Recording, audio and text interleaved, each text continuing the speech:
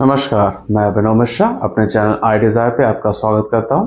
आपने दूसरे विश्व युद्ध में अमेरिका द्वारा हिरोशिमा और नागासाकी पे परमाणु बम 6 और 9 अगस्त 1945 में गिराने की बातें अपने इतिहास की किताबों में जरूरी पढ़ा होगा।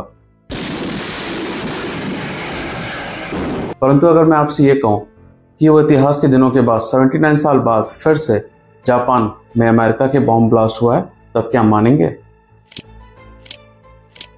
जी हाँ, अमेरिका में ये इतिहास के कारनामे आज भी जापान का पीछा नहीं छोड़ रहे हैं। और इसकी वजह मैं ये बात क्यों बोल रहा हूँ, क्योंकि अमेरिका में वर्ल्ड वॉर 2 एरा के बॉम्ब अब इतने दशकों बाद बुधवार यानी 2 अक्टूबर को जापान के मियाजाकी एयरपोर्ट के रनवे के पास फटा।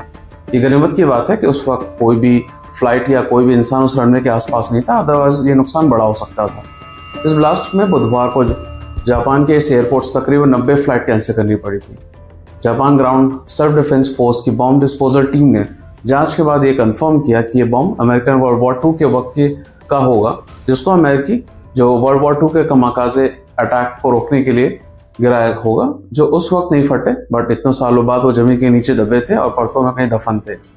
आपको ये जानना बहुत ज़रूरी है कि मियाजाकी एयरपोर्ट जो है वो क्यूशु आइलैंड के साउदर्न ईस्ट कोस्ट पे स्थित है, जहाँ पहले जापानीज नेवी बेस था। और विश्व युद्ध के वक्त कमाकाजे पायलट जो होते थे अपने फाइनल मिशन का अंजाम यहीं से देते थे। और आपको ये जरूर जानना जरूरी है कि इसको मैं फाइनल मिशन क्यों बोल रहा हूँ, और इसके लिए हमें इतिहास के पन्ने में फिर से पलटने होंगे और पीछे जाना होगा समझने के लिए इस शब्द का मतलब क्या है। तो सबसे पहले हम जानते हैं कि कमाकाजी बॉम्बर या कमाकाजी पायलट क्या होता है, या फिर ये पायलट को हम बोलते क्यों हैं, इस तरह कमाकाजी वर्ड क्या है। तो कमाकाजी पायलट जापान के वायुसेना के वो जाबाज थे जो जानबूझ के पर्पसली सुसाइड मिशन को अंजाम देते थे। कमाकाजे शब्द 2 जापान शब्दों से मिलकर बना है।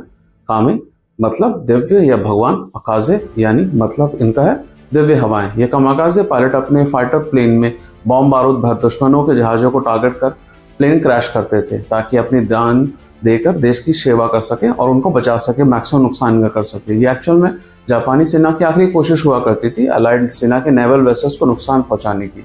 ये सुसाइड मिशन उस वक्त जो था जापानी सेना की अपने देश को बचाने की आखिरी चारा वही बचता ही था वो।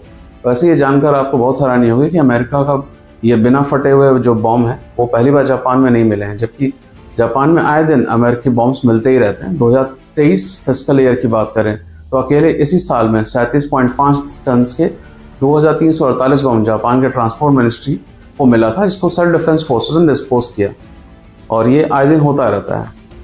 तो आई होप आपको ये खबर पसंद आई हो और आपको कुछ नया सीखने को मिला, कुछ नई चीज़ जानकारी मिली हो। अगर आपको ये वीडियो पसंद आया हो तो ज़रूर इसको लाइक करें, अपने दोस्तों को शेयर करें और चैनल सब्सक्राइब ज़रूर कर लें। धन्यवाद।